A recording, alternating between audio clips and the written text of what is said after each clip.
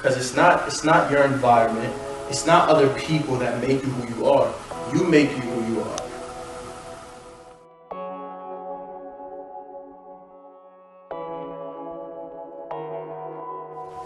This right here, it's one of the strongest weapons. It's the strongest weapon you've got. You going up against anything, you use this right here, you're good.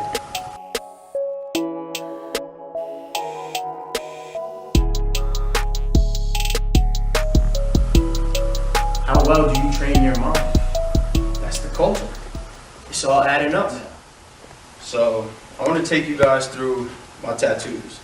Because I have 3, and each of them have meaning to it. And it's sort of it was my self-improvement, process. And they're basically like battle scars for things that I went through. This first one. And by the way, I'm gonna be asking you guys questions. I don't want the answers. You don't gotta answer them for me, answer them for yourselves. Because at the end of the day, I'm trying to empower you guys. One of the greatest things that my father did for me was he showed me how to apply everything and really use your mind as your best weapon. So, who here has been through something that they feel they have no control over? Something like death, something like, any type of tragedy, you feel lost, and it's really something that you can't control. Give it up to God. You gotta let it go. Let it go and give it to God. Let Him answer the question for you. Let Him guide you. When you try to do things yourself, you start acting out of character. You start doing things that you never thought that you would do before. And for me, looking back on everything, that's when I started self-reflecting. And knowing that everything in my life happened for a reason. And one of those things that I look back on today and realize how much it affected me was my grandfather. My grandfather passed away. And I've never seen my father cry. Ever. And I mean, it's quick 10 years. I was only 10 years old, but I had never seen him cry. As strong as he is. And that event right there, that made him cry. I see my father in tears. And it's not that I didn't really see the significance of it, but as a 10-year-old, it's not much that I was thinking about, except for I want this feeling to go away. Seeing everybody crying the night that we got the news, I wanted that to go away. So I repressed it. I didn't want it in my head no more. As a 10-year-old, you don't want to think about stuff like that. And my grandfather used to go to my games when I was younger. And every time I thought about playing football again, that's the first thing that came to mind. But nobody knows that. Nobody knew that. Because I knew that that's something that I would have to deal with on my own. I would have to let go and let God. When you lose somebody, it's like you want them back. When you get in a situation where you had a toxic ending, you want it to just all go away. What you gotta do is just let it go. You have no control over it. Embracing the darkness and embracing a situation, it doesn't only allow you to see that you're going through it. It doesn't only allow you to see that you're at rock bottom. What it does is it allows you to let go and let God. That's the first one. Second one. That's my mom's initial with a crown on it and some roses.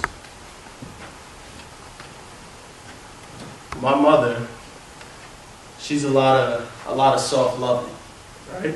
Even if you're wrong, she gonna tell you you're wrong. She gonna hug you at the end of the day. Growing up, I needed that. When you feel like you're lost and you feel like you don't know where to go and you repress everything, that's my biggest defense mechanism when it comes to negative things. I just repress it. You know what? It happened. I gotta keep moving. I don't think about it. Well, repression shows your weaknesses. Repression is another form of running away. It shows your weaknesses. It shows you that you're not strong enough yet and you're not mentally developed to face that problem head on. What my mother did was she provided a place within herself for comfort. It was a place where I thought was peace. So once I got there, I felt like I didn't even have to acknowledge my problems. I just let it all go. There's somebody in your life that's there for you. somebody in your life that comforts you when you're down, that tries to guide you. And for those who watch my videos, I talk about the seal. The seal blinds you. It could be seal of love, seal of kindness, and it blinds you. What that seal also blinds you from is seeing that those people in your life are just there for you. You kind of push them off. I'm not trying to hear all of that right now, but the truth is, you need that in your life. You need those people there for you to comfort you. You need those people there for you to catch you when you fall, because you can't do it all by yourself. What embracing does is it allows you to see those people in front of you. It allows you to see that they're there to help you. They're not there to hurt you. They're there to bring out the best in you. Repression shows weakness. Embracing shows your strengths. When you embrace those people behind you, those wolves, it allows you to see them. It allows you to see that they're here to go to war with you, not against you. This last one. He who embraces the darkness is never without sight. Think about that. Right? I took y'all through it. Letting go and letting God. Appreciating people that's there for you. This last one. He who embraces the darkness is never without sight. You got a situation where you've let it happen to you multiple times, over and over again. My situation happened to me for the better part of 4 or 5 years. Someone using me, someone walking all over me, treating me how they wanted to. So when I finally decided to embrace it, I said the last time that individual hurt me is the last time that they was gonna hurt me. Embrace it.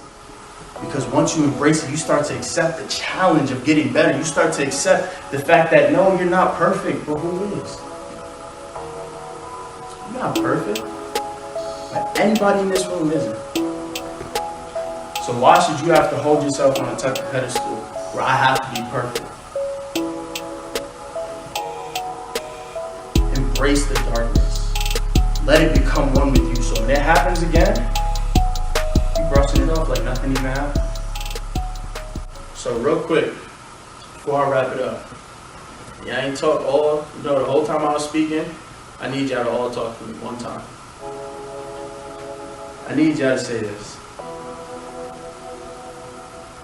I embrace, therefore I'm able. I embrace, therefore I'm able. Come on. I embrace, therefore I'm able. Come on. That was real. I know all of y'all do a lot more talking than that. Right? This is not only just you saying it, put purpose into it. Empower yourself. I embrace, therefore I am able. I embrace, therefore I am able. Come on. Come on. I embrace, therefore I am able. Let me hear it. Come on. Alright, y'all give me one good one. Y'all give me one good one. Y'all gotta say it no more. Now I know how teachers feel, right? When they be asking questions, everybody just... Give us a count to 3 or something? Alright, so on 3, I want y'all don't gotta scream, but I want y'all to really say it from here in media. 1, 2, 3. I embrace, therefore I am able. Robert. I guess I'll take it. Thank you guys for coming out. Those are the dates and the location is going to be here. We still got 5 more events, and I want you guys to not just come for support, but I want you guys to really take it in. Take it in, learn yourself.